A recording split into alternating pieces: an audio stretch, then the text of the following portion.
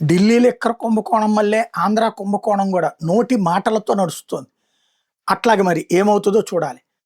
రాజ్ కేశిరెడ్డి అవినాష్ రెడ్డిని పెట్టుకున్నాడు.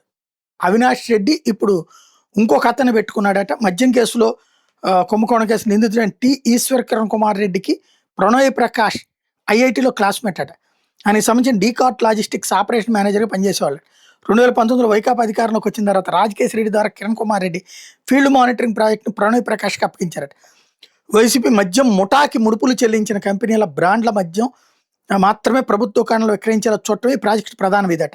కొన్నాళ్ల పాటు హైదరాబాద్ జూబ్లీహిల్స్లోని రాజ్ కేశిరెడ్డి కార్యాలయంలో పనిచేశారు. Pranay Prakash field operation agency ప్రాజెక్టులో ప్రిన్సిపల్ అసోసియేట్ కొన్నాళ్ళు పనిచేశారు. విశాఖపట్నంలో కాల్ సెంటర్ ఏర్పాటు చేసి రామ్ ఇన్ఫో లిమిటెడ్ నుంచి 1,00,000 వరకు వేతనం తీసుకునేవాడు. విశాఖపట్నం కాల్ సెంటర్లో 100 మంది వరకు పనిచేసేవాడు.